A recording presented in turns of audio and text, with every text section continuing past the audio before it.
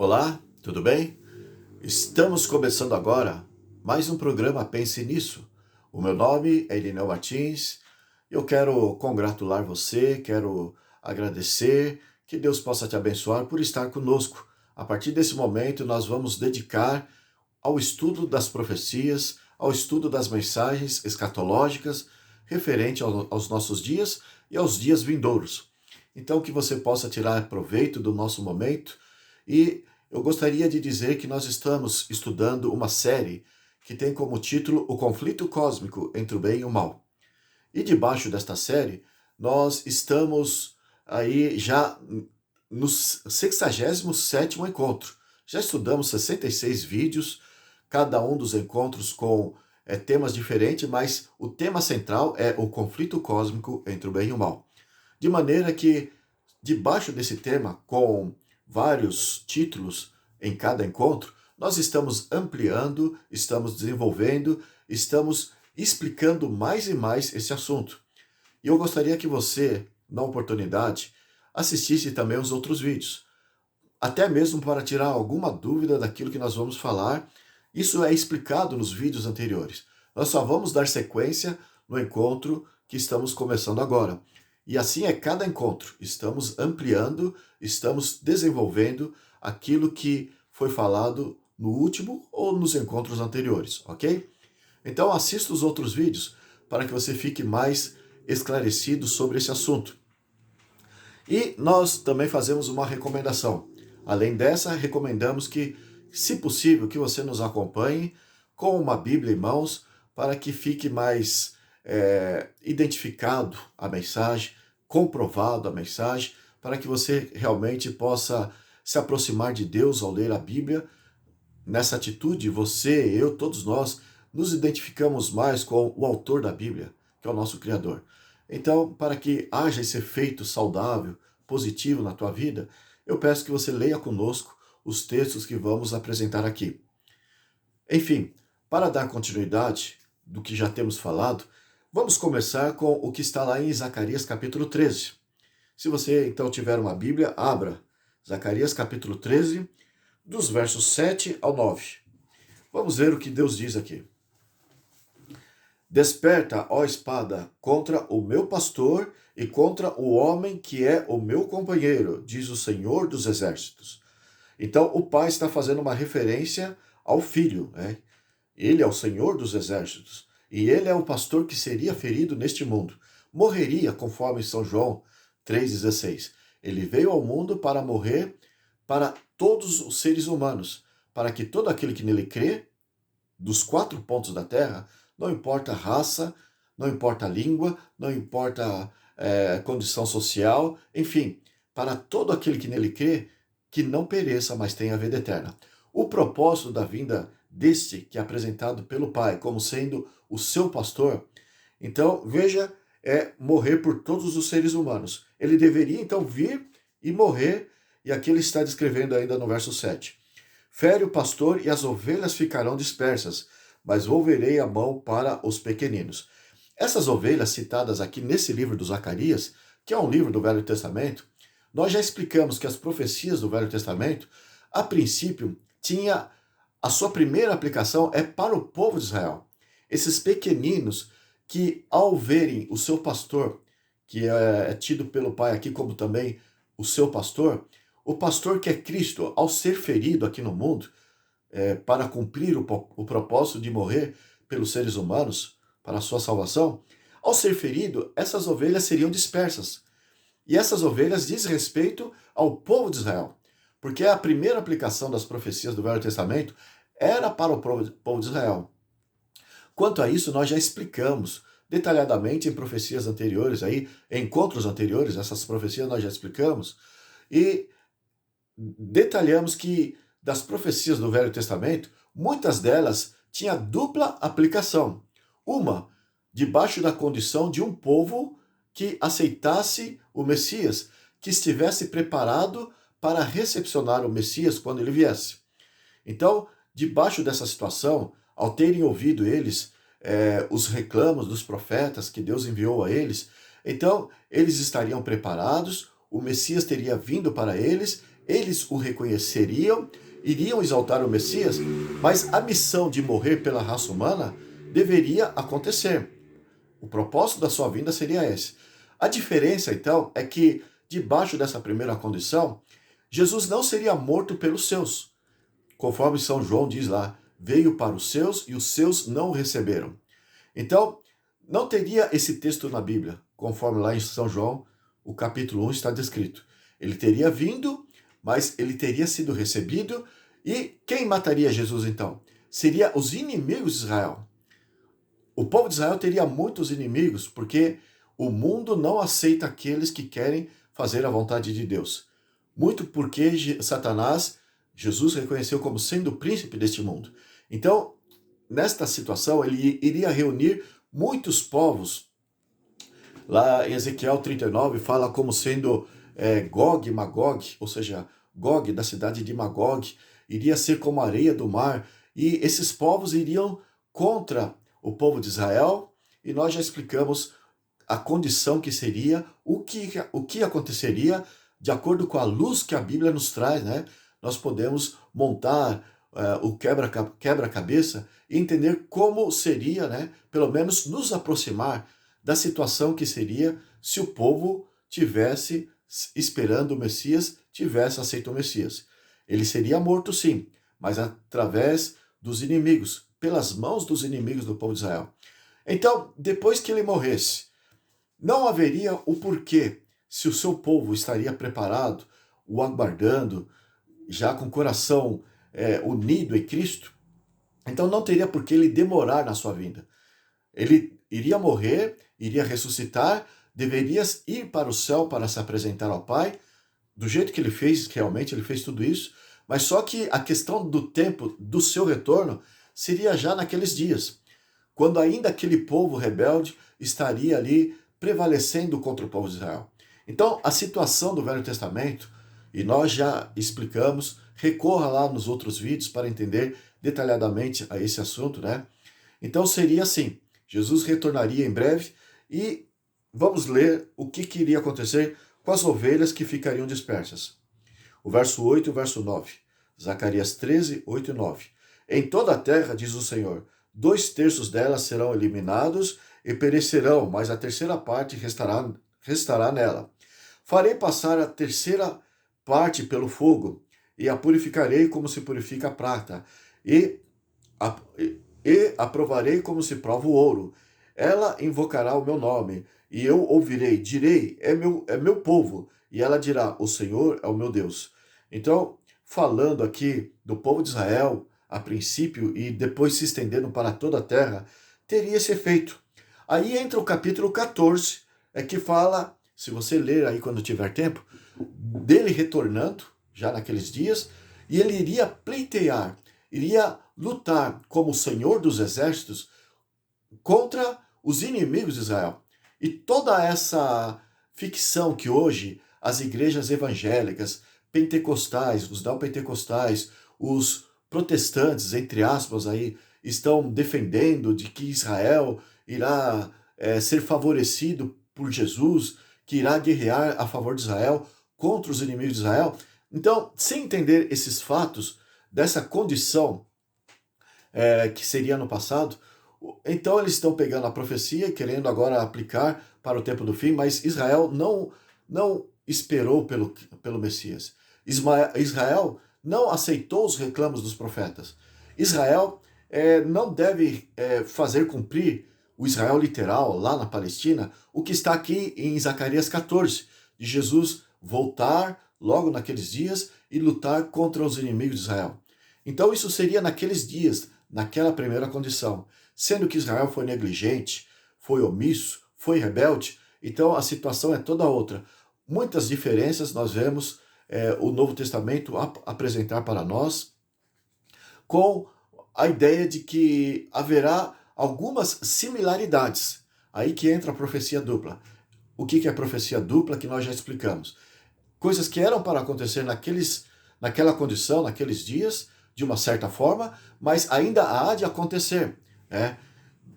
Lá em Apocalipse capítulo 20, falando agora do povo de Israel, indistintamente de raça, de língua, de nação, de cor, de condição social, indistintamente de povo. Lá em Apocalipse 20 fala do povo de Israel, agora espiritualmente falando, de todas as nações, ou seja, cada ser humano que é fiel, que estava preparado, que estava no céu, voltando com a cidade santa e se estabelecendo ali na região que ali nós conhecemos como a Palestina. Mas vai se estabelecer e depois de 1000 anos é que isso, o Apocalipse 20 está nos dizendo. Nós vamos explicar melhor nos encontros para frente, até na próxima série nós vamos explicar o porquê desse 1000 anos. Alguma coisa ainda nós vamos falar nessa série, não hoje, nessa continuidade dessa série, mas no próximo encontro, na próxima série, que nós vamos explicar melhor essa situação de 1000 anos. Mas aqui nós temos uma profecia dupla. Era para acontecer com o povo exclusivo, descendentes diretos de Abraão, Isaac e Jacó, que era o povo de Israel, mas agora há de acontecer com todos aqueles que forem salvos, forem trasladados para o céu, depois de 1000 anos vai voltar, vai se estabelecer ali em Jerusalém. Enfim, o que eu estou dizendo aqui? Eu estou querendo dizer que, na verdade, Satanás, ele é aquele que anda nas costas do bem. E ele sabe quais são os planos de Deus.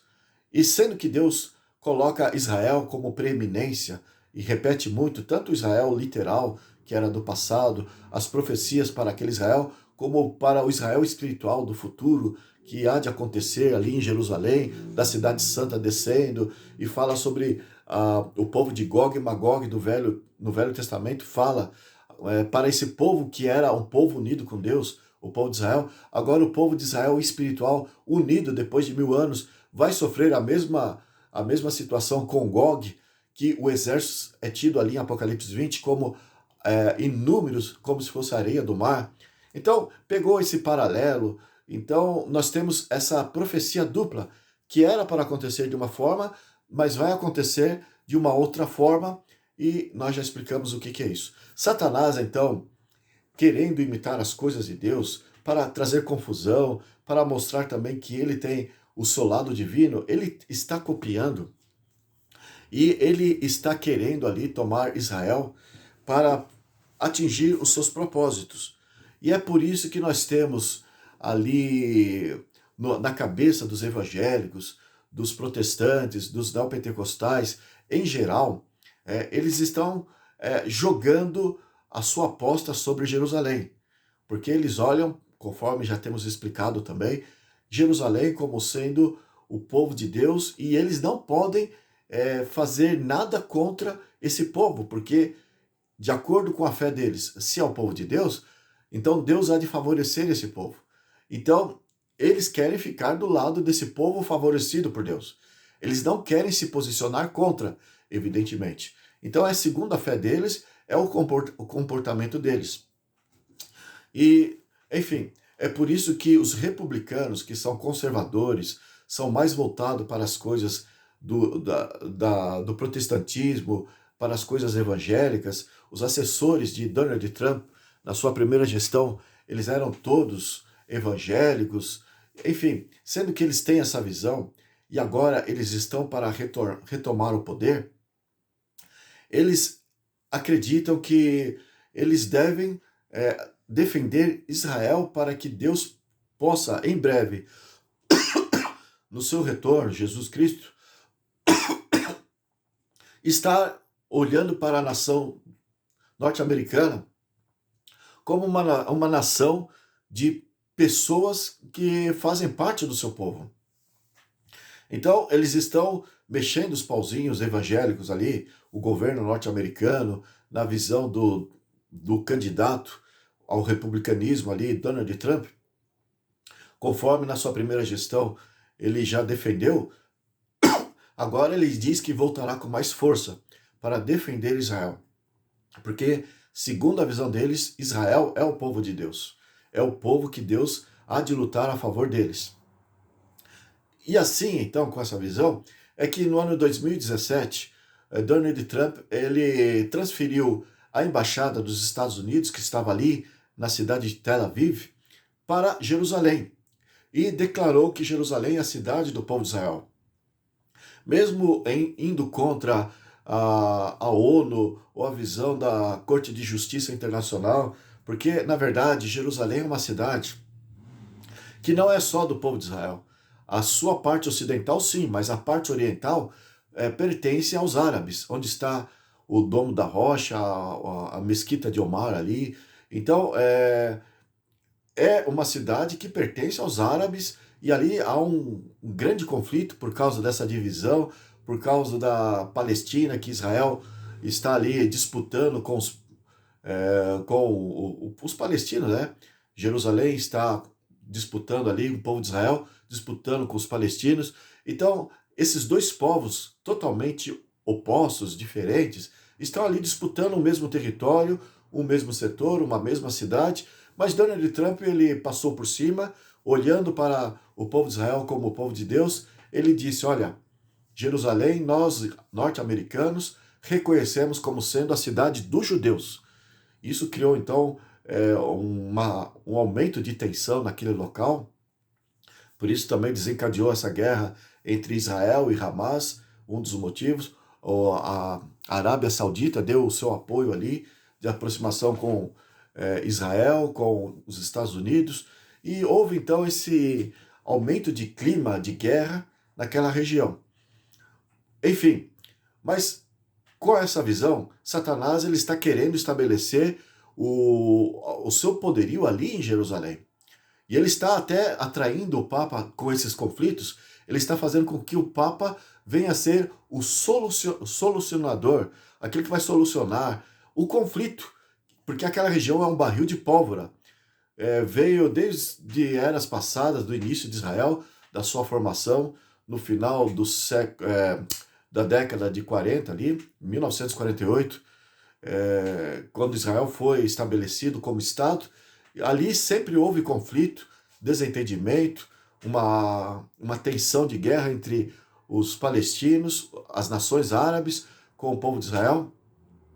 Mas agora o Papa está sendo aclamado para ser uma solução ali.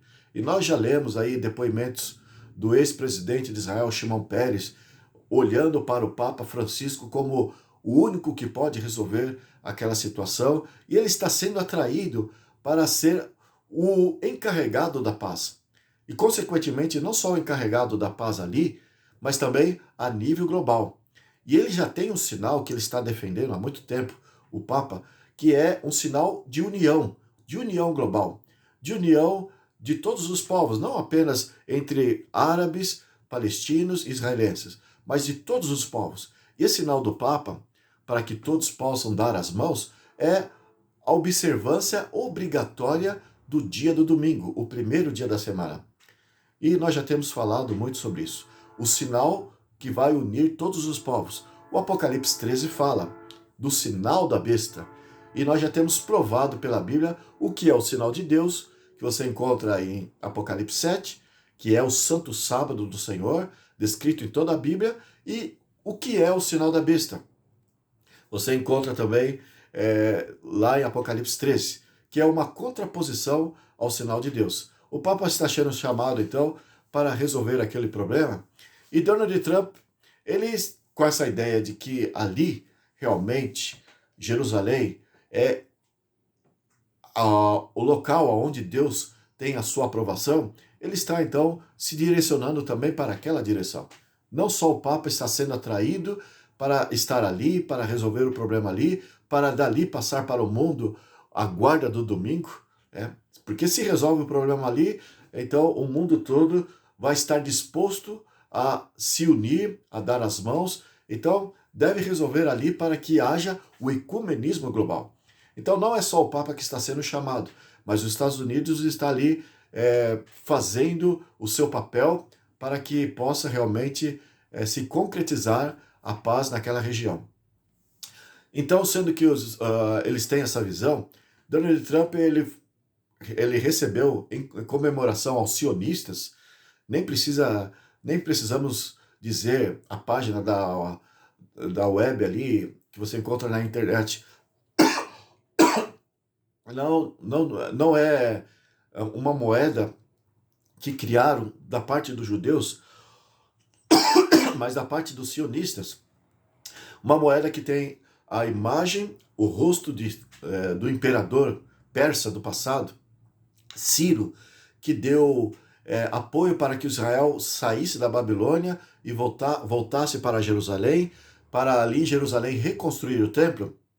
Então, esses sionistas fizeram agora uma moeda com a imagem de Ciro, que teve aquele papel fundamental para que Israel reconstruísse o seu templo, e também junto dessa moeda, junto com a imagem de Ciro, existe a imagem do presidente Donald Trump, dos Estados Unidos, porque ele transferiu a embaixada dos Estados Unidos para Jerusalém, reconheceu Jerusalém como a capital dos judeus, e isso para os judeus é algo realmente gratificante.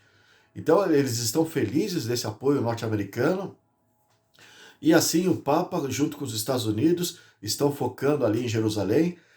Os judeus, líderes judeus, já pediram para que o Vaticano tivesse o seu escritório ali dentro do Vaticano, um escritório dos judeus ali, de Israel ali no Vaticano, e assim, essa aproximação desses poderes, Israel, Estados Unidos e Vaticano.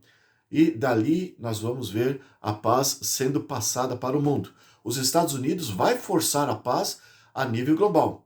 É dos Estados Unidos que vai fazer com que se cumpra Apocalipse 13. Todos vão ter que guardar o domingo, que é o sinal da besta, conforme nós já provamos pela Bíblia.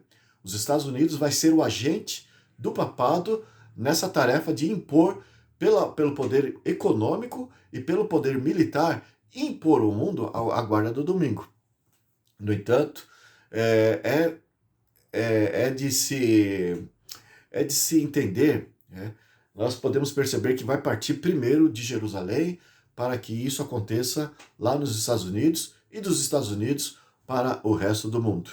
Abra a tua Bíblia lá em Apocalipse capítulo 13.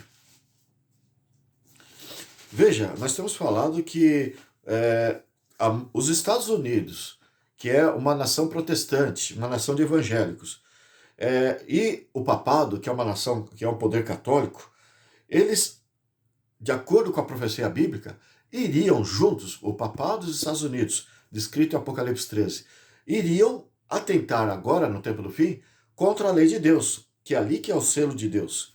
Veja, isso está lá em Apocalipse capítulo 13, verso 4.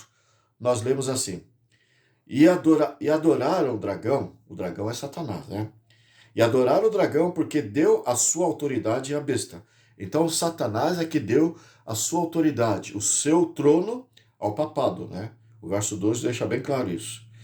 Mas veja, então, o Satanás foi adorado indiretamente, ou seja, por intermédio do papado. E também adoraram a besta. Então, as pessoas do mundo todo vão adorar a besta. Apocalipse 13, verso 8. Então, adoraram a besta dizendo: quem é semelhante à besta? Quem pode pelejar contra ela? Ou seja, peleja significa guerra, conflito. Quem é que tem mais poder do que o papado no mundo? Né? E por que o papado tem tanto poder? Porque os Estados Unidos, que é a nação mais poderosa, belicamente falando, é que está dando autoridade, está conferindo esse poder para o papado. E aí vem essa pergunta que nós lemos aqui no final do verso 4 de Apocalipse 13. Quem pode pelejar contra ela? Se os Estados Unidos está cercando, junto com a OTAN, a besta, porque a Europa, onde os países da OTAN, né, na verdade, uma região de catolicismo. Impera ali o catolicismo. E os Estados Unidos impera o protestantismo nominal, porque já não há mais protesto. Agora há uma união entre protestantes e católicos, então não existe mais protestos. Então, chamamos de protestantismo nominal. Então, veja, é o que está aqui em Apocalipse 13. E adorá-lo-ão todos que habitam na terra. E quem pode pelejar? Ninguém. Então, essa adoração significa obediência, submissão. Então, debaixo dessa situação de obediência, de submissão, todos vão adorar. E eu disse aqui que o trabalho do papado dos Estados Unidos no tempo do fim é se levantar contra a lei de Deus. É trabalharem de mãos dadas contra a lei de Deus, contra a autoridade de Deus. E a lei de Deus, os 10 mandamentos, os 4 primeiros destaca a nossa submissão, a nossa devoção com o nosso Criador. Os 5 últimos mandamentos do Decálogo é um compromisso especial nosso com o nosso semelhante. Então, de nós para com o próximo. E os 4 primeiros mandamentos é de nós para com Deus. E nós estamos vendo um atentado aqui do papado e dos Estados Unidos contra o Criador. Então, algo que eles deveriam fazer, a Bíblia descreve, que iria conflitar contra a parte de nós para com Deus. E aqui quando fala que adorá-lo, a besta, né? Todos que habitam na terra, Apocalipse 13, verso 4 e o verso 8, significa que nós estaremos, ou seja, o mundo todo estará atentando contra o primeiro mandamento, que diz, não terás outros deuses diante de mim. Então deve ferir esses 2 poderes de mãos dadas, Estados Unidos e papado, deve ferir a parte que diz respeito ao nosso compromisso para com Deus, consistente ali nos 4 primeiros mandamentos. E o primeiro é, não terás outros deuses diante de mim, e quando se adora o papado, já está jogando esse mandamento por terra. O segundo mandamento, não farás para ti imagem de escultura, nem se prostrará, nem lhe prestará culto. Então veja, Apocalipse 13, versos 15, diz assim, e lhe foi dado comunicar fôlego à imagem da besta, veja, a imagem da besta, para que não só a imagem falasse, como ainda fizesse morrer quantos não adorassem a imagem da besta.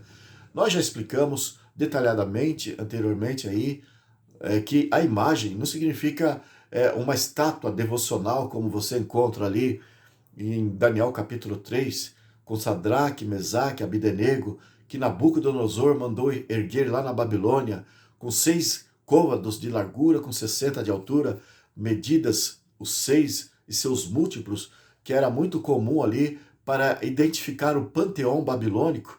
Então, Nabucodonosor fez essa imagem, essa estátua de ouro, exigiu para que todos se curvassem diante dessa imagem. Está em Daniel capítulo 13, capítulo 3. Mas o que está aqui querendo trazer de lembrança para nós do que aconteceu naquela ocasião, em situação de imagem, é numa linguagem figurada. Não é uma linguagem literal como lá em Daniel capítulo 3. Aqui no Apocalipse a linguagem é figurada. E nós já esclarecemos. A imagem da besta, a besta é o papado. E o papado é um composto do poder religioso, que é a Igreja Católica nas mãos do Papa, com o poder civil, que é, na verdade, os reis, os governantes, dando o seu apoio, se submetendo à autoridade do Papa, deixando o Papa mandar. Então é a igreja montando na besta, é a igreja dominando o Estado. Então, isso é a besta. A imagem da besta é a mesma coisa. Ou seja, os protestantes, os evangélicos, são as igrejas que não são católicas, que estão ali nos Estados Unidos, é o caso dos Estados Unidos, e isso reflete para o mundo todo. Então, são as igrejas que estão se unindo agora no tempo do fim ao Estado e comandando o Estado, fazendo com que o Estado coloque em leis a sua vontade. Então, isso é a imagem da besta. E no tempo do fim, é o que nós estamos vendo acontecer. A ala cristã está dominando, de acordo com o regime democrático, que os políticos precisam de voto. Então, eles estão fazendo com que os políticos coloquem as leis da igreja para que sejam obedecidas agora no tempo do fim. Então, aqui nós estamos vendo aqui, Apocalipse 13, verso 15, o segundo mandamento que fala, não farás para ti imagem de escultura. E numa linguagem alegórica, simbólica, figurada, aqui no capítulo 13 está dizendo, olha, farão uma imagem, e vão se devocionar, irão adorar essa imagem, e aqui nós já estamos vendo o segundo mandamento, porque é a parte espiritual da lei que Satanás, no tempo do fim, quer intervir, quer atacar. Agora, vamos ver o terceiro mandamento. Fala, não tomar o nome de Deus em vão. Então, o capítulo 13, verso 5 diz, e foi-lhe dada uma boca que proferia arrogâncias e blasfêmias, e autoridade para agir 42 meses. Quanto a esse período de 42 meses, nós já explicamos em encontros passados, mas o que cabe para nós aqui é essa primeira parte do verso. Uma boca que profere blasfêmias, arrogância. O papado intentou contra Deus, e esse é o terceiro mandamento do Decálogo. Não tomarás o nome do Senhor teu Deus em vão. Ou seja, se arrogar para si direito, autoridade, reconhecimento, e buscar para si as prerrogativas que cabe a Deus. Eu decido o meu caminho, eu sei o que é certo, eu sei o que é errado. O papado muito intentou nesse sentido. Isso é tomar o nome de Deus em vão. Então, nós temos aqui o terceiro mandamento sendo atacado por esses dois poderes, o papado e os Estados Unidos. E é descrito aqui no capítulo 13 de forma alegórica. Profere blasfêmias contra Deus. Então, esse mandamento da parte espiritual do Decálogo é atingido também. E a parte do quarto mandamento, que manda guardar o sábado, que é o sinal de Deus. Aqui nós vemos também no trabalho desses dois poderes irmanados no tempo do fim. Veja em Apocalipse 13, o versículo 16 e 17 diz assim: a todos os pequenos e os grandes, os ricos e os pobres, os livres e os escravos. Veja, pessoas do mundo todo, do jeito que Deus usou Isaías 56 e vários outros textos da Bíblia, dizendo que o povo de Israel deveria levar o sábado como sinal de Deus para todas as pessoas da terra. Então agora, nessa mudança de situação, sendo que o povo de Israel foi negligente, foi um povo omisso, virou as costas aos reclamos dos profetas, ao Cristo, o próprio Messias que veio, que é o Senhor Deus que deu a sua vida, sendo que eles foram então rebeldes a esse ponto, então toda a terra se contaminou. E entra o Novo Testamento explicando a nova condição. Agora, ao invés de ser o selo, o sinal de Deus, que é o sábado, aqui nós temos todas as pessoas do mundo, elas devem receber na mão direita ou sobre a fronte, o verso 17. Apocalipse 13, verso 17 agora. Uma marca, um sinal, para que ninguém possa comprar ou vender, senão aquele que tem a marca, ou o nome da besta, ou o número do seu nome. Se você for ver lá em Deuteronômio, capítulo 6, dos versos 4 em diante, ali você vai encontrar o capítulo 4 de Deuteronômio também, você vai encontrar aquilo que nós conhecemos como Shema Israel. Shema Israel, até hoje você encontra os judeus praticando essa Shema Israel. Eles colocam ali uma tira na testa deles, e eles fazem orações ali, os judeus, no Muro das Lamentações, e amarram no braço direito uma tira. Então ali está escrito que eles devem guardar o sábado, que eles devem guardar a lei de Deus. Então veja, por quê? Porque lá está escrito que deve ser na testa, deve pôr na tua testa, tu inculcarás na testa a lei de Deus, os 10 mandamentos, ou na mão direita. Então eles têm até hoje esses símbolos para fazer uma referência a esse pedido de Deus, essas tiras na testa ou no braço, da mão direita.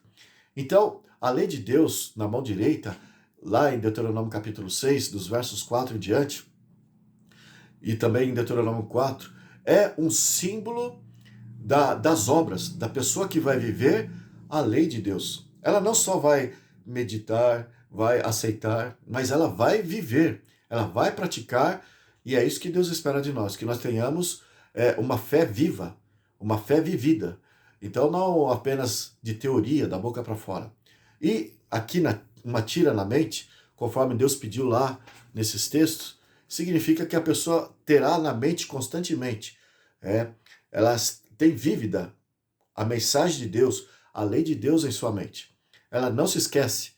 Em Êxodo capítulo 20, verso 8 diz: lembra-te do dia do sábado, que é o quarto mandamento do Decálogo.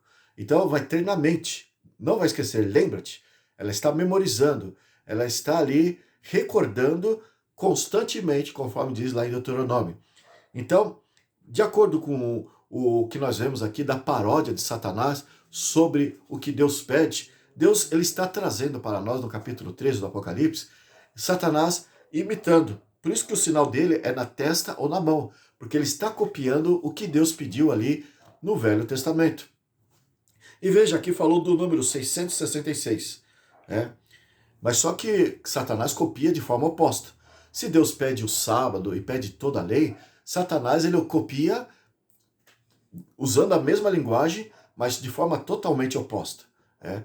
Então, veja, se Deus pede o sábado, que é o último dia da semana, como exemplo de tudo que Deus pede, estou dando aqui o exemplo, no caso da lei de Deus, Satanás, como inimigo, como opositor, ele está pedindo para que o mundo guarde o domingo, que é o sinal da besta, que é o sinal da autoridade do papado, reconhecido pelo próprio Papa como sendo o domingo o sinal da sua autoridade. E é isso que nós temos trazido, temos explicado, temos tratado desde o princípio.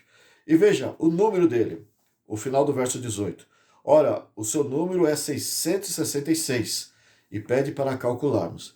Aqui nós já explicamos, lá em Daniel capítulo 3, o número as dimensões da estátua que Sadraque, Mesaque e Abdenego se recusaram a adorar, que era a estátua que Nabucodonosor mandou construir. Então, as dimensões da estátua é 6 côvados de largura por 60 de altura. Então, as medidas dos caldeus, representando o panteão babilônico, ou seja, todos os deuses, estavam ali sendo representados por essas medidas, 6 e seus múltiplos. E nós temos aqui 666.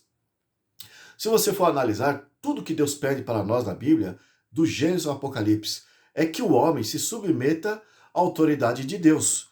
Então, o homem ele não deve buscar a sua razão, buscar a si mesmo, né? E o que Satanás leva os homens a fazerem é desprezarem a Deus e a olharem para si mesmo. Veja lá em Jeremias capítulo 7. Jeremias capítulo 7. Os versículos 21 a 26. Nós lemos assim: Porque nada falei a vossos pais no dia em que os tirei da terra do Egito, nem lhes ordenei coisa alguma acerca de holocaustos ou sacrifícios. Mas presta atenção então agora a partir do verso 23 de Jeremias 7. Mas isto lhes ordenei, dizendo: Dai ouvidos à minha voz, e eu serei o vosso Deus, e vós sereis o meu povo. Andai em todo o caminho que eu vos ordeno, para que vos vá bem. Então, o que Deus espera de todo o seu povo, de todas as épocas, é que o homem dê ouvido a todos os seus caminhos. Não busque o seu próprio caminho.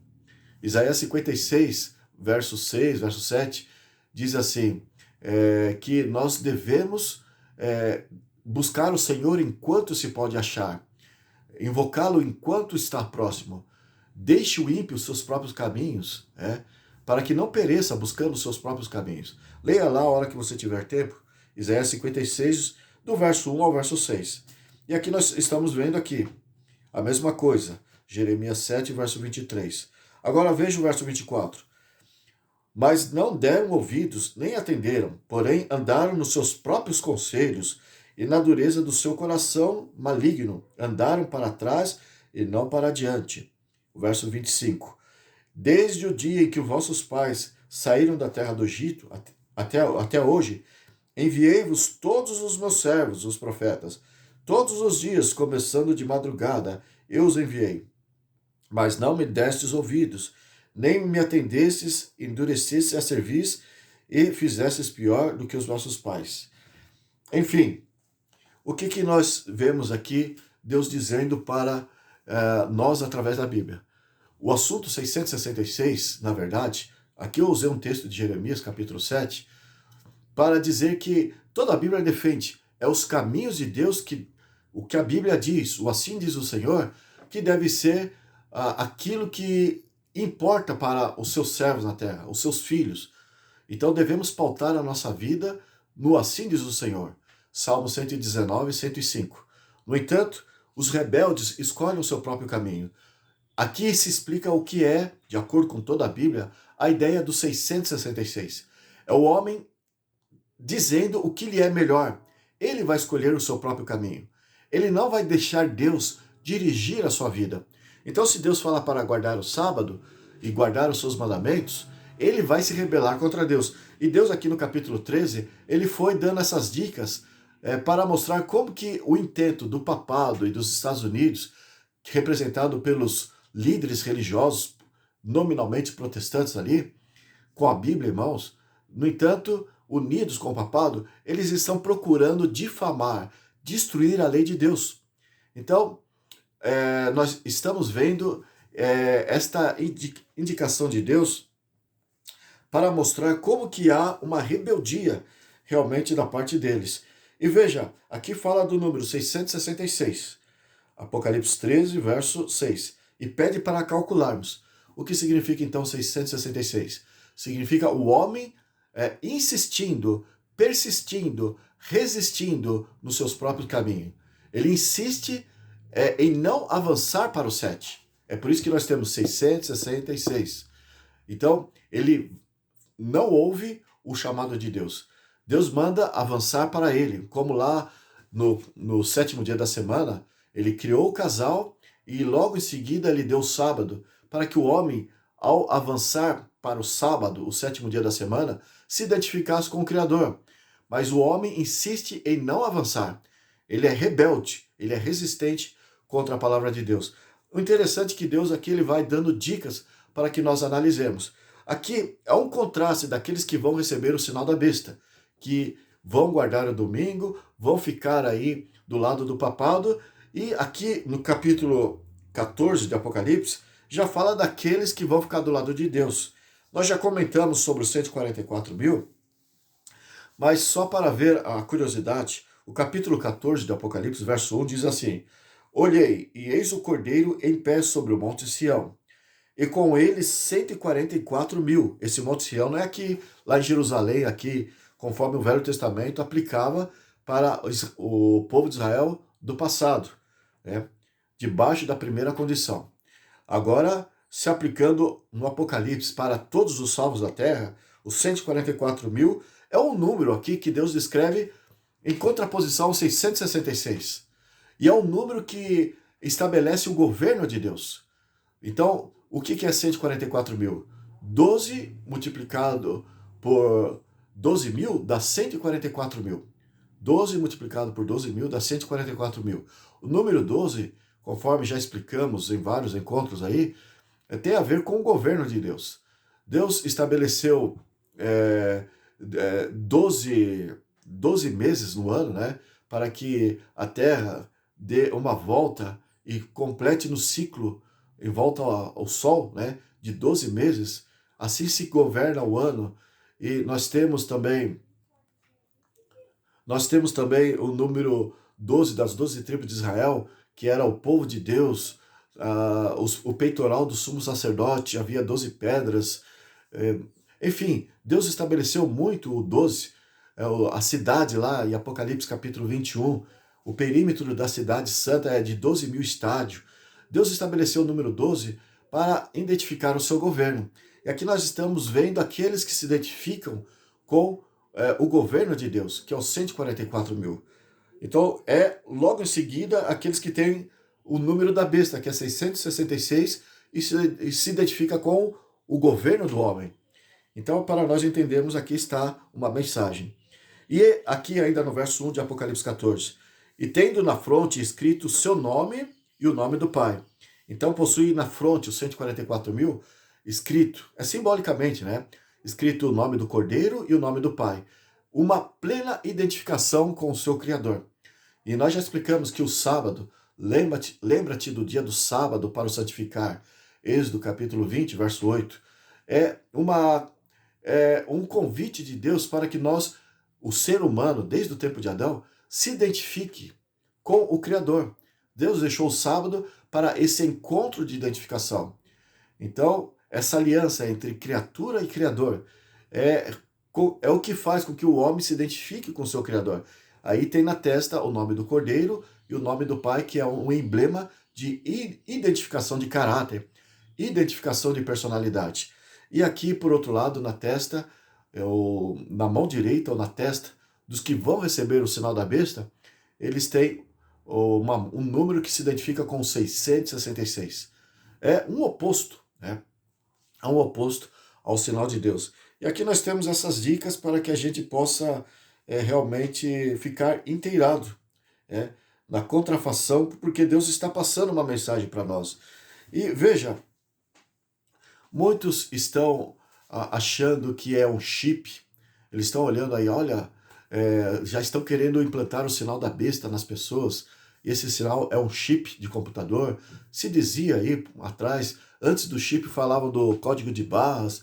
É o código de barra, de repente veio o chip. Ah, não, então é o chip.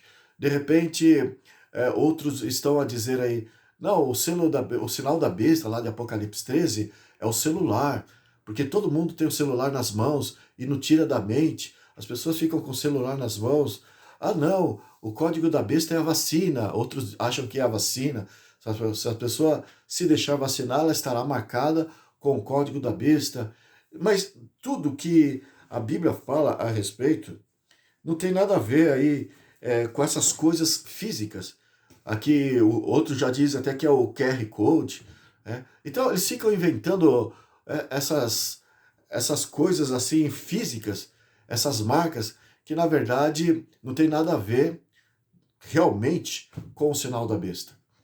Servirá sim esses meios de tecnologias de identificação, servirá para identificar aqueles que fazem parte do governo, aqueles que estão unidos, estão de acordo com o programa do governo, daqueles que estão contra o governo.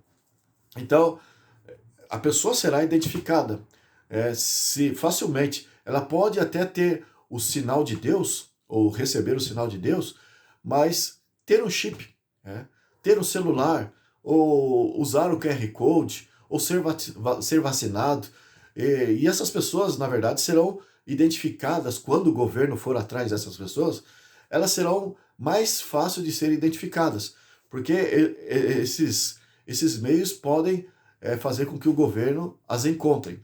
Se elas, caso tiverem que serem foragidas, porque elas não vão querer abrir mão da sua fé, o governo vai impor perseguição a essas pessoas, e isso vai acontecer, mas essas pessoas serão facilmente achadas. Isso vai implicar em consequências negativas para essas pessoas. Mas não é essas coisas aí que vai fazer com que a pessoa seja marcada. Porque se a Bíblia fala sobre o sinal de Deus e fala sobre o sinal da besta, Apocalipse 7, Apocalipse 13, então deve ser um identificador as duas coisas. O sinal de Deus é o sétimo dia da semana, a guarda do sétimo dia da semana, de acordo com o que toda a Bíblia diz, e nós já temos provado aqui. E Satanás, na contrafação, ele também está usando o primeiro dia da semana para unir os povos. E é isso que o papado tem feito. Os Estados Unidos está fomentando aí nas suas leis, está procurando trazer nas pautas da sua nova gestão de governo aí dos republicanos e passar isso para o mundo. Enfim, aí nós estamos vendo uma identificação com aquilo que a Bíblia diz. E a pessoa ela pode ser identificada hoje em dia com tecnologia através da íris dos olhos. Qualquer comércio, qualquer lugar onde ela for, ela pode fazer compra, ela pode fazer transações comerciais sendo identificada pela íris dos olhos, retirar dinheiro do banco, fazer depósito e assim por diante. Pode ser identificada pelo escaneamento facial. A tecnologia tem esses dispositivos que faz com que a pessoa seja encontrada em qualquer parte do mundo. Uma digital do seu polegar, ou enfim, até com a entonação da voz, ela pode ser identificada. Hoje, o chip, como eu falei, hoje existem tantos meios de encontrar uma pessoa em meio a essas imensidão, esse mar de seres humanos, quase 8 bilhões de pessoas, mas um ser humano pode ser identificado facilmente através desses recursos de tecnologia. Mas não é isso. Do jeito que o selo de Deus não é nada físico, é algo do coração, é algo da mente, também assim é o sinal da besta. Veja lá em Isaías capítulo 8. Capítulo 8 de Isaías, verso 20. Nós lemos o seguinte: a lei e ao testemunho, se eles não falarem desta maneira, jamais verão a alva. Ou seja, se a pessoa não está identificada com a lei e os profetas, com a Bíblia, que é o Velho Testamento todo, jamais terão luz, jamais verão a alva. Agora em Isaías 8, verso 16, nós lemos assim: resguarda o testemunho, sela a lei no coração dos meus discípulos. Hebreus 8, verso 10 diz que Deus vai colocar, escrever a sua lei no nosso coração, não mais em tábuas de pedra, como era no Velho Testamento. Através de Cristo Jesus, as pessoas amam a lei de Deus. E Jesus falou: se me amais, guardareis os meus mandamentos. Então, é nesse sentido que a lei é escrita no coração, é escrita na mente, e as pessoas amam a Jesus e, consequentemente, amam a sua lei. E aqui nós estamos vendo, sela a lei entre os meus discípulos. E é isso que nós temos provado. Não tem nada a ver com essa história de chip, de computador. É a guarda do domingo versus a guarda do sábado.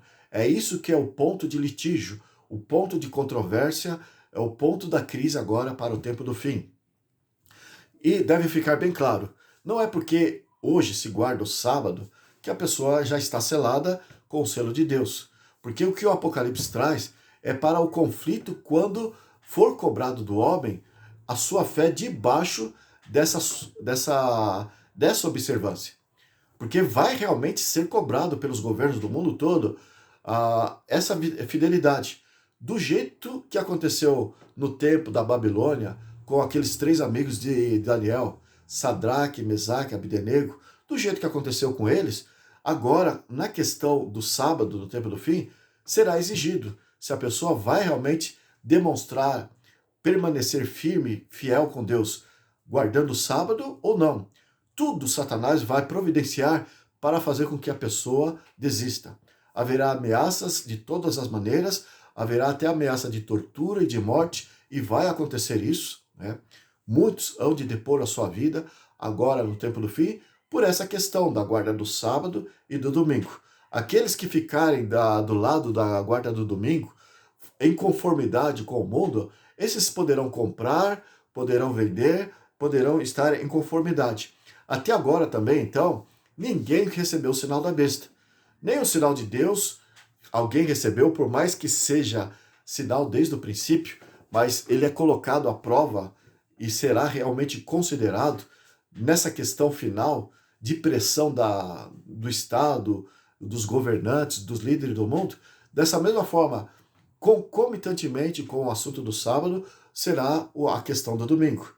Ou seja, o que vai fazer com que o sábado se torne sinal será exatamente a imposição dos governos da guarda do domingo, para que as pessoas guardem o domingo de forma obrigatória. Então, aí, a partir daí, dado essa imposição, essa lei forçosa dos governos sobre os seres humanos, é que o assunto do sábado será a questão para o selo de Deus, conforme se deduz do livro do Apocalipse. Então, nós temos que entender esses fatos. Veja lá Isaías capítulo 30, o verso 21.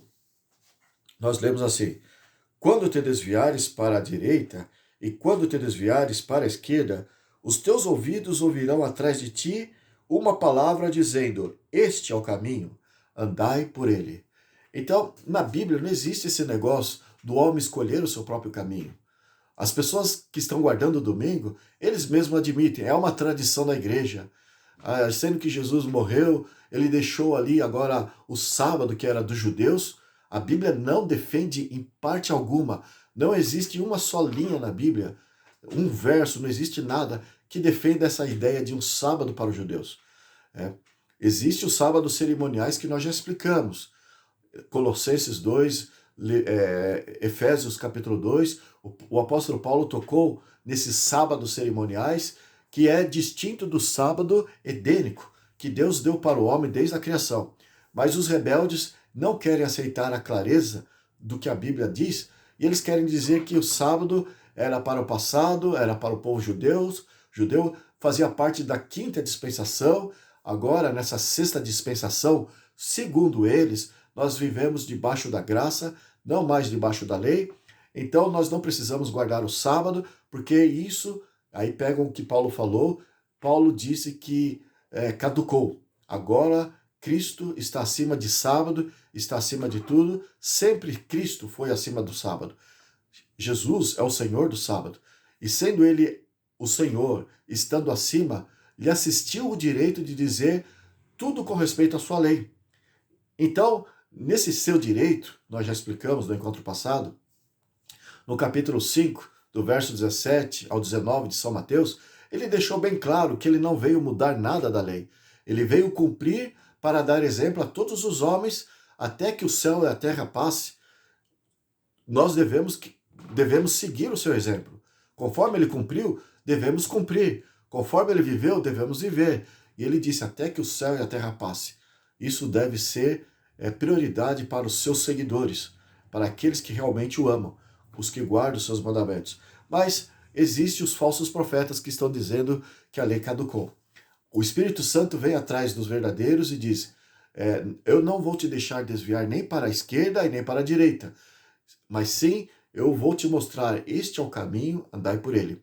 Em Jeremias, capítulo 18, verso 15, se não me falha a memória, isso mesmo, Jeremias 18, verso 15, ali fala que do passado, aqueles que queriam se desviar, o povo de Israel, que queria se desviar dos caminhos de Deus, Deus enviou o profeta Jeremias e deixou bem claro que o caminho que eles deveriam andar, que eles, na sua rebeldia, deixaram de andar, é o caminho antigo. O que é o caminho antigo? É aquele que você encontra na Bíblia, nas Escrituras Sagradas. Então, o povo de Israel, na sua rebeldia, ao invés de andar naquilo que Deus já havia determinado, conforme está nas Escrituras, conforme Isaías falou, a lei e o testemunho, se eles não falarem segundo essa palavra, jamais verão a alva. Ou seja, se eles tivessem vivido isso, então eles estariam em conformidade com o coração de Deus. Assim nos dias de hoje, da mesma forma. Mas do jeito que eles fizeram em questão de rebeldia, hoje também está a se fazer. O mundo cristão, os protestantes que dizem seguir a Bíblia, eles estão seguindo uma tradição do catolicismo, guardando o domingo, fazendo cumprir os planos de Satanás com o papado, de fazer com que toda a terra adore a besta, e estão ensinando as pessoas a seguirem os seus caminhos de rebeldia, os seus desvios teológicos, e estão levando as pessoas a trilharem por caminhos espúrios. Mas deve ficar bem claro, né? São João capítulo 10, verso 16, Jesus falou assim, que ele tinha muitas ovelhas que ainda não estavam no seu aprisco. Estavam em outros apriscos, em outras igrejas, podemos dizer assim, em outros templos, adorando em locais aonde Jesus não era aceito, aonde a sua palavra verdadeira, conforme ele deixou de capa a capa para ser seguida, não é valorizada. Então, esses apriscos, que na verdade são pseudos templos do Senhor, Jesus falou, tenho muitas ovelhas que não são do meu aprisco. São João 10, verso 16. Enfim, eles estão ali, mas são verdadeiros. Essas ovelhas, reconhecidas por Cristo, estão guardando o domingo. Estão numa igreja que despreza a lei de Deus, porque os seus ministros, os falsos profetas, aqueles que, ao invés de ensinar o caminho antigo, ao invés de ensinar a pessoa não se desviar nem para a direita, nem para a esquerda, para não seguir caminho humano algum, tradição humana alguma, que Jesus tanto condenou, para que, ao invés de ensinar, eles estão, na verdade, enveredando as pessoas no caminho errado. E assim, essas ovelhas de Cristo, que estão nesses apriscos espúrios, estão sendo enganadas. Mas acontece que se são ovelhas, é que são verdadeiras. Elas são puras aos olhos de Deus. Elas são honestas, elas são sinceras e Deus conhece cada uma delas. Em Apocalipse 18, verso 4, agora para o tempo do fim, há um chamado de Deus para esses que estão enganados, para esses iludidos. Ali está escrito: sai dela, povo meu, para não seres participantes dos seus flagelos. Então, esse convite do Espírito Santo para o tempo do fim é para as ovelhas de Cristo. Esses que Jesus mencionou. São João 10, verso 33, verso 16. Então, são ovelhas que estão no outro aprisco. Abra lá em Isaías, capítulo 5. Isaías, no capítulo 56. Isaías 56. Veja só, uma profecia de caráter duplo. Veja, eu falei sobre a profecia de caráter duplo, aqui sobre Zacarias, foi uma delas. Existem tantas outras que deveria se cumprir de um jeito, mas há de se cumprir de outro jeito. Mas aquela profecia, com certas modificações, há de se cumprir. E aqui, no capítulo 56, fala de uma profecia que, com o povo de Israel, deveria se cumprir, mas vai agora se cumprir do mesmo jeito no tempo do fim, com o Israel espiritual, conforme o Apocalipse cita, do Israel lá do capítulo 7, que é o povo que vai ser selado. E veja agora Deus chamando o seu povo e olhando a segunda aplicação da profecia de Isaías 56. Diz assim, verso 1 e 2. Assim diz o Senhor, mantende juízo e fazei justiça, porque a minha salvação está prestes a vir, e a minha justiça prestes a manifestar-se. Veja, quando ele fala a minha salvação e a minha justiça está prestes a vir, está prestes a se manifestar, é uma referência para aquela época, para o povo de Israel, que Deus estava ainda, estava considerando eles como sendo o porta-vozes dele para o resto do mundo, naqueles dias. Ainda quando o povo de Israel era tido como o povo de Deus. Já explicamos esses detalhes aí, que deixou de ser dado a sua rebeldia. Mas naquela primeira condição era para ser. E a salvação estaria já para chegar. Eles deveriam perseverar, na verdade, no caminho antigo. Deveriam perseverar naquilo que Deus estabelecia, sem se desviar para a direita e sem se desviar para a esquerda. Mas veja, agora para o tempo do fim, ele está prestes a se manifestar também para nós, para todo o seu povo ao redor do mundo. Enfim, olhando agora para esse prisma atual, veja o verso 2. Bem-aventurado o homem que faz isso, e o filho do homem que nisto se firma. Então, faz o quê? Se firma no quê? Agora ele explica o verso 2. Que se guarda de profanar o sábado e guarda a sua mão de cometer algum mal. Veja, deve então valorizar o sábado do Senhor.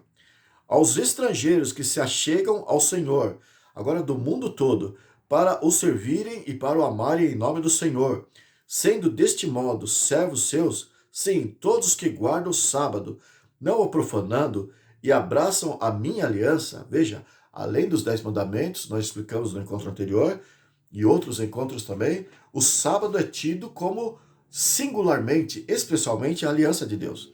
Então, está convidando todos, do mundo todo, para guardarem a sua aliança, que é o sábado. O verso 7. Então, também os levarei ao meu santo monte, e os alegrarei na minha casa de oração. Os seus holocaustos, os seus sacrifícios serão aceitos no meu altar, porque a minha casa será chamada casa de oração para todos os povos. Então, aqui fez uma mistura do acontecimento de se oferecer holocausto, sacrifícios, para aquele tempo ainda do povo de Israel, se o povo do mundo todo, em exemplo, em admiração ao povo de Israel, por serem eles obedientes a Deus, então teria esse respaldo do mundo todo, das outras nações. Eles viriam, trariam sacrifícios, e ali o verdadeiro Messias seria reconhecido. Mas a profecia não tem só aplicação para o passado, tem aplicação agora para o tempo do fim. Veja ainda o verso 8. Assim diz o Senhor Deus, que congregarei os dispersos de Israel, ainda congregarei outros aos que já se acham reunidos. É a mesma coisa que nós falamos aqui de São João 10,16. há muitos das minhas ovelhas em outros apriscos, em outras igrejas, em outros templos. Então, estão iludidas, estão enganadas, mas são sinceras e verdadeiras. Ouvirão então esses, os chamados, sai da Babilônia, povo meu. Apocalipse 18, verso 4. E em atendimento a essa voz do Espírito Santo, elas irão entender o sábado, irão se identificar com o coração de Deus, guardando o sábado, conforme nós vemos aqui. Isaías capítulo 53, verso 11, você encontra que a morte de Cristo é unir os seus do mundo todo. E ele fez justamente, ele morreu justamente para isso. Isaías 53, verso 6 e verso 11. Ali diz que todos andávamos dispersos, cada um seguindo o seu próprio caminho. Então, ele não fez para criar uma diversidade de povos, de crenças, de ideologia. Todos devem conhecer a verdade. Então, a sua morte foi para atrair a atenção de todos para os seus caminhos, para as escrituras sagradas, para a única verdade. Então, não existe 10, 20, 30, 50 mil verdades. Existe uma única verdade. E a verdade não consiste apenas de falar do nome de Jesus e falar que Deus é amor, que Jesus é amor, que Jesus morreu. A verdade consiste em mandamentos, em preceitos, em doutrinas, em orientações, em advertências, esclarecimentos, em vários temas que se compõem, na verdade, toda a Escritura, o cânon sagrado, que é uma coisa só da orientação de Deus, né? É por isso que você pode ler na hora que tiver tempo, Efésios capítulo 4. Há um só batismo, uma só fé, um só Senhor. Em outras palavras, não quer dizer que o mesmo Senhor que eu adoro é o mesmo Senhor de Buda lá, que os budistas adoram, o mesmo Senhor que Hare Krishna adora, ou o mesmo Senhor daqueles que estão com crenças totalmente discrepantes da Bíblia, e mesmo se dizendo cristão, estão aí seguindo essas crenças espúrias. Então, existe um Deus que está num ponto de verdade. E essa verdade é o que a Bíblia diz. São João, capítulo 17, verso 17. Então, Efésios 4, quando fala um só Senhor, uma só fé, um só batismo, diz respeito à verdade que é, na verdade, uma coisa só.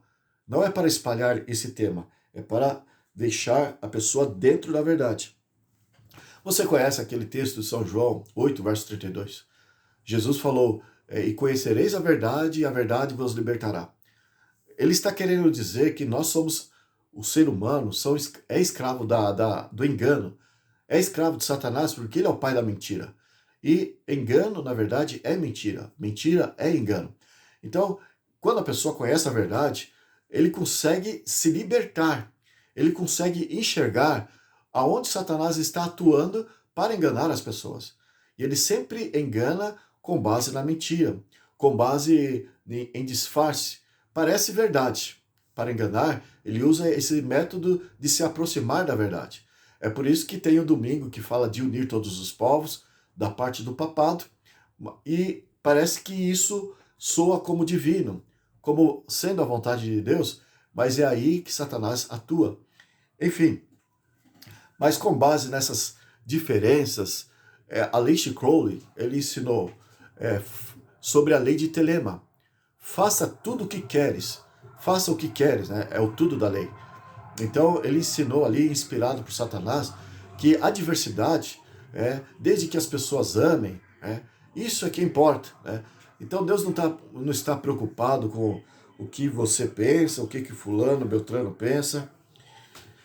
Então nós temos todas essas situações que você pode encontrar das Escrituras Sagradas.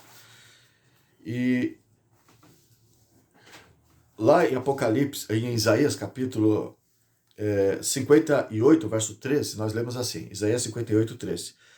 Se desviares o pé de profanar o sábado e de cuidar dos teus próprios interesses, eu quero que você preste muita atenção como esse verso, na verdade, foi parodiado. A contrafação de Satanás lá sobre Apocalipse 13, que fala que não vai poder comprar e nem vai poder vender, senão aquele que tem a marca ou o sinal da besta, Apocalipse 13, 16, 17. Veja que a contrafação de lá é exatamente nessas palavras que nós vamos ler aqui de Isaías 58, verso 13.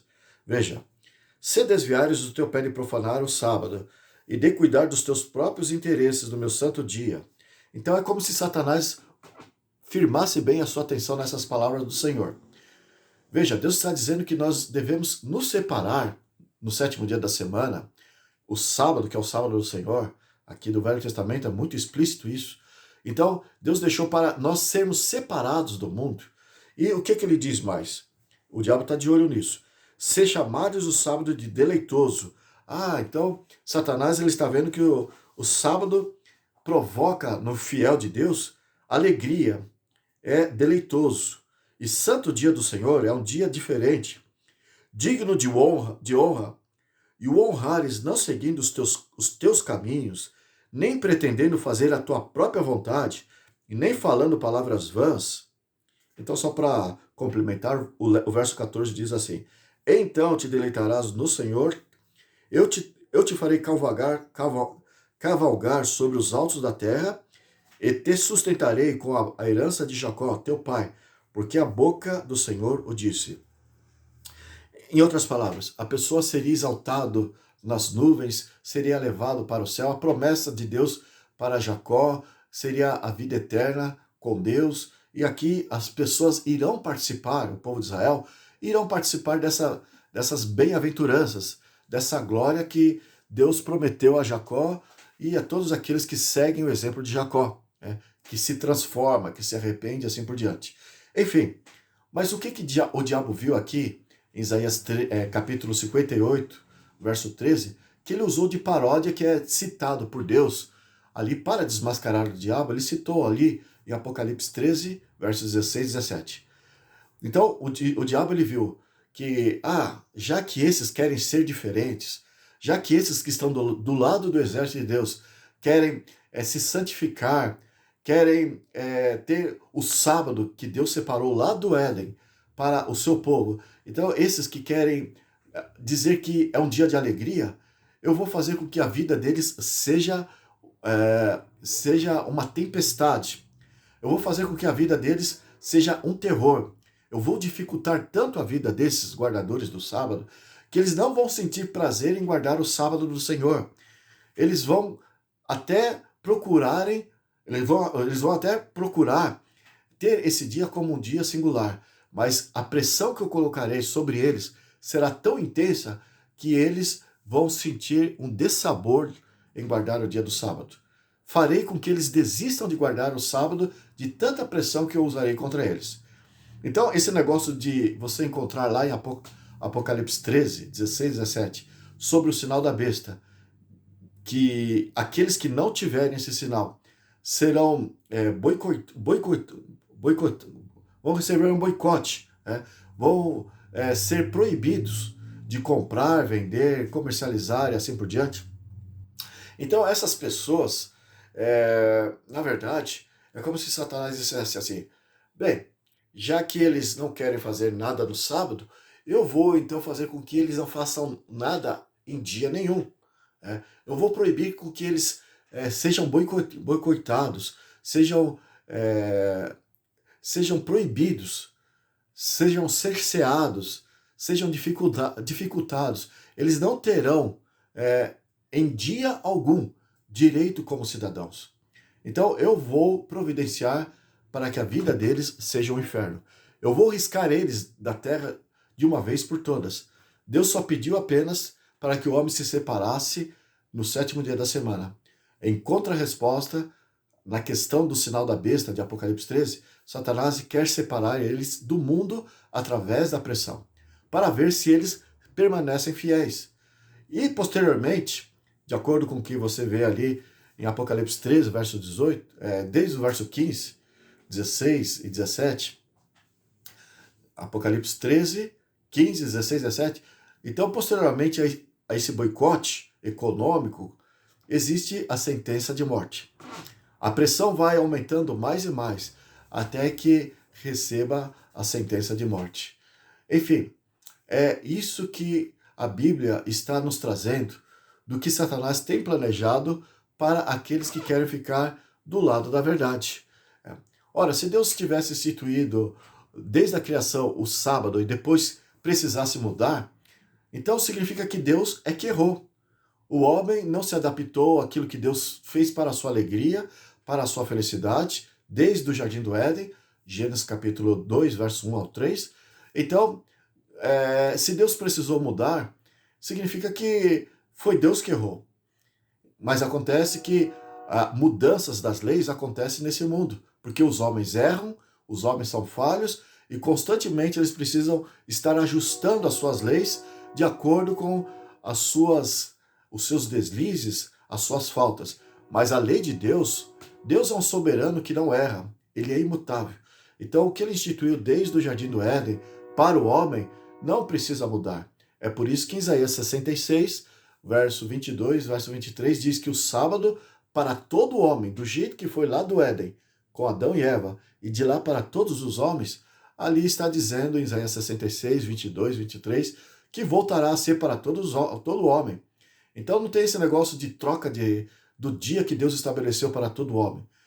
Então o fato de Jesus ter morrido é porque o homem transgrediu a lei, o salário do pecado é a morte, pecado é a transgressão da lei de Deus, 1 João 3,4. Então o fato de Jesus ter morrido, isso é prova sobeja de que a lei não pode ser mudada. Tanto é que ele precisou morrer. Porque se pudesse ser mudada, ele não precisaria ter se submetido à morte.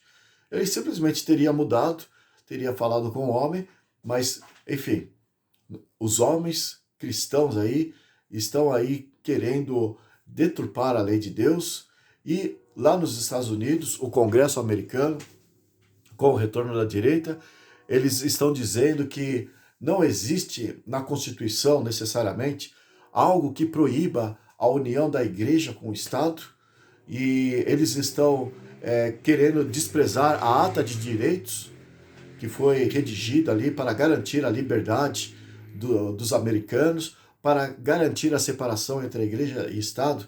A ata de direitos que foi redigida ali pelos pais da nação norte-americana no ano de 1791.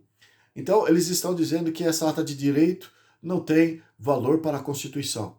Eles acham que a Constituição deve ter essa emenda de que a igreja e o Estado devem voltar a se unir. E, enfim, os Estados Unidos vai agora se unir, se Donald Trump voltar, junto com Israel, junto com o Vaticano, e esses três poderes vão dar as mãos para impor a nível global a guarda do domingo. Mas o poder militar para isso, o poder econômico para isso, está nas mãos da segunda besta descrita em Apocalipse 13, que é os Estados Unidos da América. O Vaticano vai se utilizar do lado da força militar, da influência política e econômica dos Estados Unidos, para garantir com que seu sinal seja imposto a nível global. E vai garantir também que Israel, através da sua intervenção ali, o lado emocional, para que todos possam se sentir emotivos. O Papa vai fazer com que todos possam ali sentir que esse é o homem da paz, no lugar de Cristo, que fala que ele é o príncipe da paz, mas ele, como usurpador de Cristo, ele vai se colocar como tal, e ele vai fazer com que as pessoas fiquem emocionadas, fiquem emotivas, e vendo ele estabelecer a paz lá na Palestina, entre Israel, os países árabes e os palestinos ali. Então, os Estados Unidos vai usar da lei dominical que o Papa primeiro vai colocar ali como sinal ecumênico, e agora os Estados Unidos, tendo autoridade, conforme eu disse aqui, a sua influência a nível global, forçará o mundo a fazer o mesmo, a fazer uma imagem da besta, a fazer com que o poder político se una com o poder religioso, e através dessa junção, igreja e Estado, o mundo todo vai impor o sinal da besta. Então, no próximo encontro, nós vamos adentrar melhor sobre essa questão do domingo, e você vai ficar espantado em ver como que realmente é esse o tema, como que realmente é o papado, como que realmente é os Estados Unidos, os protestantes, os evangélicos, os neopentecostais, que estão a criar essa situação sobre a guarda do domingo. E você vai entender realmente que há uma união fazendo cumprir exatamente o que está lá em Apocalipse, capítulo 16.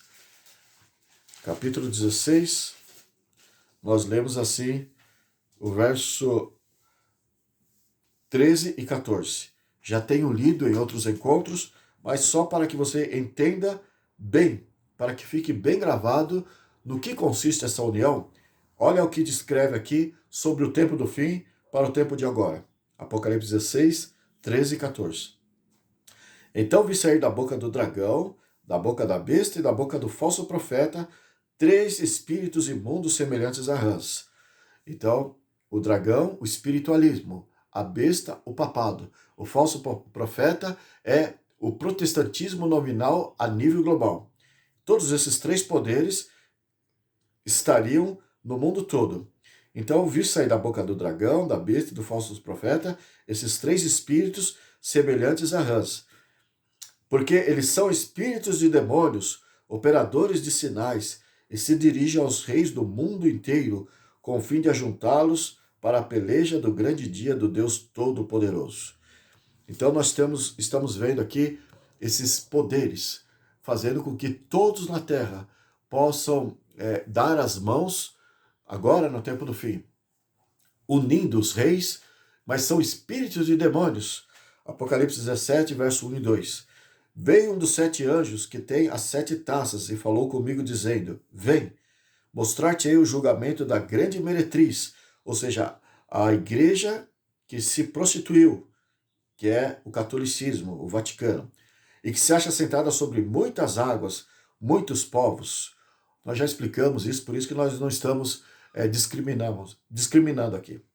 Com quem se prostituíram os reis da terra, com o vinho da sua devassidão, foi que se embebedaram os que habitam sobre a terra. Veja, a igreja dominante, a igreja católica, tendo como seu líder o papado. Então, é esse sistema, não uma pessoa em si, mas é o sistema, com o seu líder, que é o papado. Então, se uniram com os reis da terra. E aqui está sendo desmascarado no capítulo 17, para nós, Deus está descortinando os fatos para que possamos ver uma igreja que se afastou de Cristo, se rompeu com o verdadeiro evangelho, se aliou com os reis da terra, nesse sentido se prostituiu, seguindo conceitos humanos. Assim como o falso profeta segue a sua razão, segue a sua visão, o seu lado emocional, assim a Igreja Católica deu esse primeiro passo. Por isso que aqui no verso 5 é tido como a Babilônia, a mãe das meretrizes. Então, é a Igreja Católica com as suas filhas, que são as igrejas nominalmente protestantes. Mas se uniu com os reis da terra. E nós já vimos aqui do capítulo 16, verso 13 e 14, que são espíritos de demônios que faria esse conglomerado, essa união da igreja com os poderes políticos do mundo. E ainda, veja o capítulo 18, agora fala do dragão, descreve como que Satanás realmente está ali emaranhado com eles. O verso 2 diz assim, então exclamou com potente voz dizendo, caiu, caiu a grande Babilônia e se tornou morada de demônios, covil de toda espécie de espírito imundo e esconderijo de todo gênero de ave imunda e detestável. Jesus ele foi agraciado pelo Espírito Santo através do símbolo da pomba. O Espírito Santo usou a pomba, que podemos dizer que é o cordeirinho das aves, para representar-se sobre Jesus. Então a pomba, disse a Bíblia, quando Jesus se batizou, uma pomba se manifestou sobre Jesus e do céu o Pai disse, este é o meu Filho amado, em quem me comprazo, ou no qual tenho alegria. Então, o Espírito Santo é tido como uma pomba, uma ave limpa, pura, mas aqui a Babilônia, ao invés de estar sendo movida pelo Espírito Santo, está sendo morada de demônios, covil de toda espécie de espírito imundo, esconderijo de todo gênero de ave imunda e detestável.